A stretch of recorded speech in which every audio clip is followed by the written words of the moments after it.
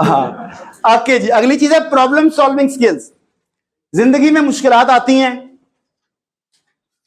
Challenges आते हैं, परेशानियां आती हैं, उन्हें हैंडल करना होता है।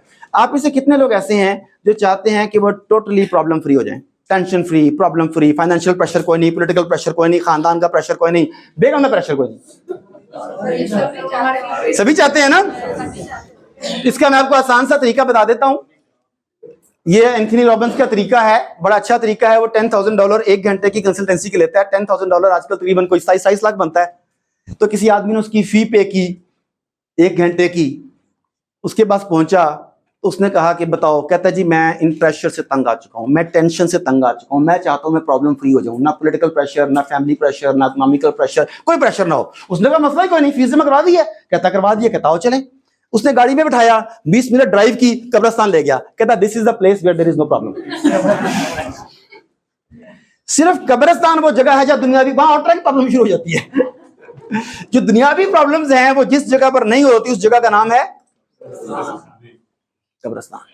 जिंदगी प्रॉब्लम्स को हल करने का नाम है।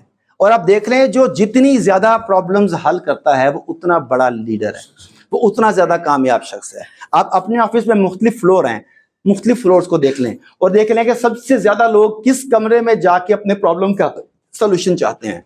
जिस जगह पे उन्हें सोल्यूशन मिलता है उसी कमरे को आप लोग लीडर का कमरा कहते हैं। ऐसा हो रहा है कि नहीं हो रहा? अच्छा, अब कुछ लोग प्रॉब्लम फ्री लाइफ मांगते हैं और कुछ लोग प्रॉब्लम सॉल्विंग स्किल्स मांगते हैं।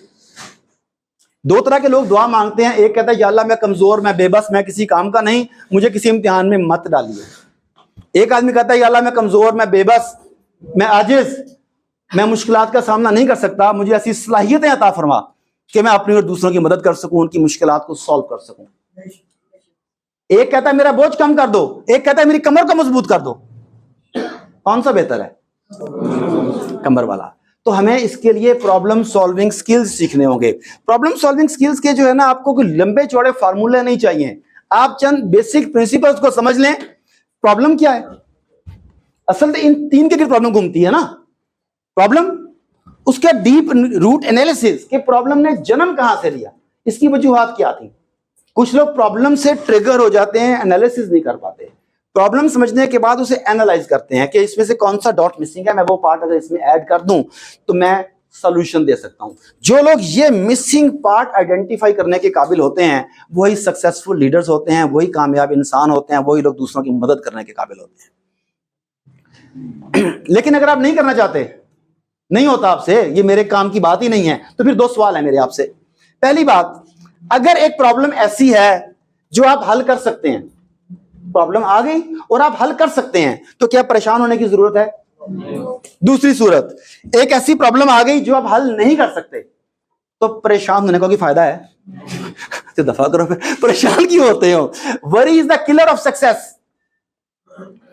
वो रॉकिंग चेयर पे आप कभी बैठे हैं जो घूमती रहती है, झूले वाली चेयर?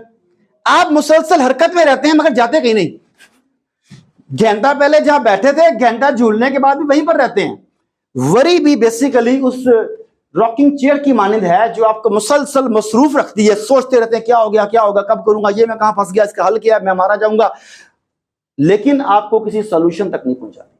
प्रॉब्लम हल कर सकते हैं तब परेशानी का फायदा कोई नहीं है, हल नहीं कर सकते तो फिर भी परेशानी का फायदा कोई नहीं है। वरी को छोड़ें, सोल्यूशन की तरफ जाएं। जब तक सोल्यूशन की तरफ नहीं जाएंगे आपकी जिंदगी परेशानियों का शिकार रहेगी। एग्रीड?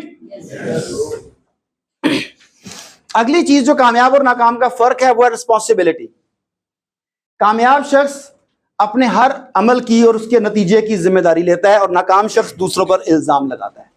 यहां पर आपने देखा होगा, स्टेज के ऊपर कामयाब शख्स आते हैं, अपने कॉलर टाई ठीक करते हैं, छाती तान के कहते हैं कि मैंने दिन रात काम किया, 16-16 घंटे काम किया, मैं हफ्ता हफ्ता घर नहीं जाता था, ये किया, अल्हम्दुलिल्लाह मैं सेल्फ मेड पर्सन, मैं कामयाब इंसान हूं। सुनिए ऐसी बातें।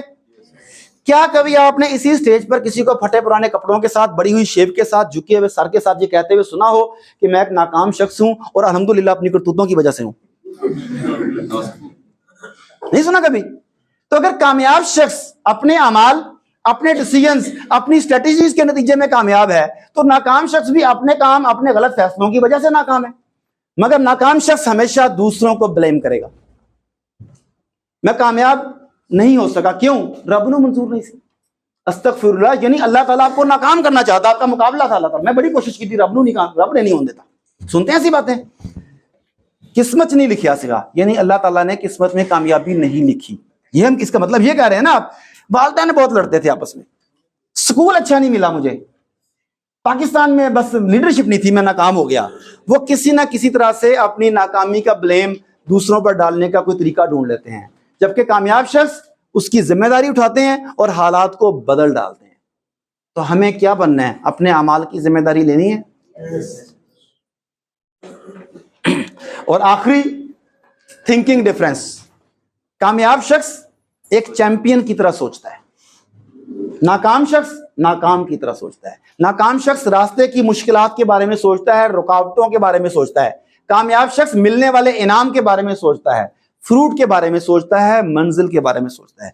एक के जहन में नाकामी चल रही होती है, एक के जहन में कामयाबी चल रही होती है। ये वो 15 बुनियादी फर्क हैं जिनमें से कुछ आपने बताए, कुछ मैंने ऐड कर दिए। अब आपने एनालिसिस खुद ही कर लिया होगा अपना इसके दौरान कि इनमें से किस किस चीज का आपको इल्म है, कौन कौन सा स्किल, कौन कौन सी क्वालिटी आप में है और किस किस को हासिल करने की जरूरत है गया ना आपके अंदर। अब करना क्या है? जिन चीजों की कमी है उन चीजों को हासिल करना है।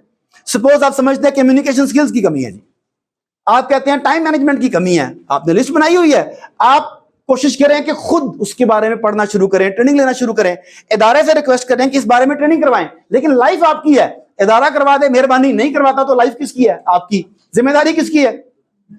तो फिर सीखना किसकी जिम्मेदारी है? ये काम हमने खुद करना है। शुक्रिया। यहां तक